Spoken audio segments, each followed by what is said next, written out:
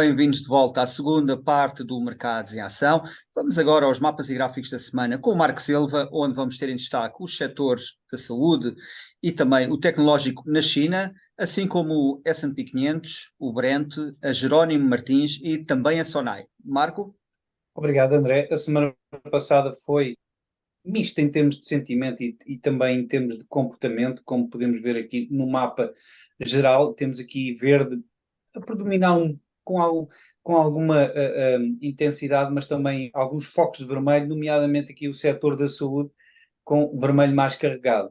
E aqui algum vermelho também nas energéticas. De realçar aqui prestações positivas da Tesla e da Nvidia e também da Meta. Aliás, esta guerra Meta-Tesla será algo interessante para seguir nos próximos dias, meses também. Não nestas duas empresas, mas nos seus fundadores e quem está a gerir as empresas.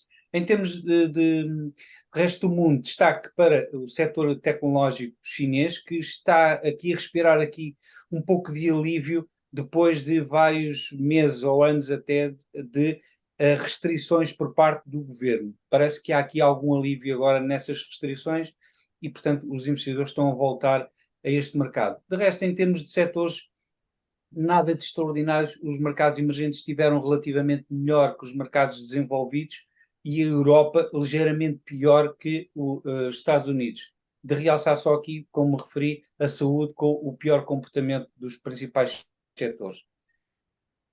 Em relação aos gráficos 500, que continua neste seu caminho ascendente, que começou desde outubro do ano passado, ainda sem grandes previsões para ou testar aqui a linha superior nos 4.570 pontos, ou então esta nos 4.320, que é a mediana do canal. Portanto, será uma zona muito interessante de resistência, aliás, de suporte. Depois o Brent que partiu definitivamente este canal com que andou aqui mais de um mês e agora tem perspectivas de poder subir até aos $84 por barril no Brent. Portanto, vamos ver se efetivamente se concretiza esta avaliação no derivado aqui deste padrão. E por fim, a Jerónimo Martins e a Sonai, para vermos aqui o comportamento de duas empresas que estão muito interligadas. São duas grandes retalhistas, apesar da Jerónimo Martins ter uma componente mais industrial do que a Sonai, e talvez isso tenha também, para além das operações de expansão que tiveram e que têm, a Jerónimo Martins está claramente por cima, que com uma valorização muito significativa o ano passado e este ano, especialmente este ano, aqui com um canal ascendente que o quebrou. Isto por vezes até é um sinal negativo que pode vir a reentrar no canal, mas para já com um comportamento muito superior ao de Sonai, que não conseguiu ainda atingir os máximos ou partir os máximos de 2022, e aqui dentro de um canal que tem os 0,73 como suporte e os 1,07 como resistência. E é tudo, André. Obrigado, Marco. Steven, olhando aqui precisamente para o petróleo, tivemos aqui um encontro da OPEP na semana passada. Arábia Saudita e Rússia, os dois maiores exportadores de petróleo do mundo, aprofundaram aqui a sua relação e também os seus cortes, com promessas de mais cortes na produção de petróleo para tentar fazer disparar os preços para encher ou para melhorar os seus cofres públicos. Como é que olhas para esta aliança, que parece cada vez aqui mais forte, para desespero talvez de vários membros, ou para desespero dos consumidores, digamos, a nível mundial, e talvez os Estados Unidos, que vê aqui a formar-se uma frente que lhe pode custar caro? Sem dúvida. Portanto, a Arábia Saudita e a Rússia estão a estreitar relações, estão a aproximar-se, também numa altura em que a Rússia, como sabemos, está praticamente excluída de tudo o que são canais e relações económicas com o mundo ocidental, e, portanto, devido a esta aproximação com países do Médio Oriente, com destaque para a Arábia Saudita, e estes cortes na produção, portanto, levam ao OPEC+, o cartel, digamos assim, a reduzir a sua produção em 5 milhões de barris, que é cerca de 5% da procura mundial. Portanto, aqui também há algum esforço, diria eu, no sentido de impulsionar o barril de petróleo, que tem estado muito pressionado desde o início do ano. Portanto, concordo aqui com o Marco. Portanto, aqui a romper padrões, o canal, um triângulo, portanto, aqui a quebrar em alta após respeitar durante bastante tempo o nível de suporte horizontal nos $71 por barril, e efetivamente podemos ter agora aqui um alívio e uma recuperação de alguns dólares por barril. Concordo. Agora, eu não deixo de pensar que, em termos mais estruturais, a médio e longo prazo, estamos aqui com uma tendência induzida pelos próprios bancos centrais de abrandamento económico, até de recessão. Portanto, começa-se também a falar cada vez mais dessa praticamente necessidade para alguns bancos centrais, não que seja uma recessão profunda ou prolongada, mas ter aqui algum tipo de queda na atividade económica, de forma a refriar estas pressões inflacionistas. Portanto, eu penso que poderemos ter aqui uma recuperação em alta do petróleo nas próximas semanas. No entanto, eu continuo a acreditar que o petróleo deverá continuar pressionado a médio e longo prazo. Tony, achas que esta questão de que a Rússia reduzirem a produção e tentarem manter os preços em alta é porque antecipam efetivamente que mais mês, menos mês, a economia global irá sentir os efeitos de todo este movimento de política monetária agressivo e a China não irá regressar ao crescimento mais robusto? É este misto? Eu penso que sim, portanto, haveria muita expectativa para a reabertura da China, portanto, após uma política de Covid-0 muito restritiva, e efetivamente não está a verificar-se um crescimento bastante anémico para os padrões que conhecemos durante décadas da China, e ao mesmo tempo também efeitos na economia real desta política agressiva, muito restritiva, quer do Banco Central Europeu, quer por parte da Reserva Federal Norte-Americana, e efetivamente tentar aqui dar algum suporte nem que seja mais momentâneo, digamos assim, ao petróleo, impulsionar aqui para também aumentar a rentabilidade destes países que produzem e exportam muito petróleo. Portanto, eu diria que vamos caminhar para aí, para uma recessão em várias partes do mundo ocidental, e que aqui está só a tentar aproveitar um pouco este corte, digamos assim, na produção, para ver se o petróleo reage um pouco em alta. Ivan, aqui uma questão sobre a EDP Brasil.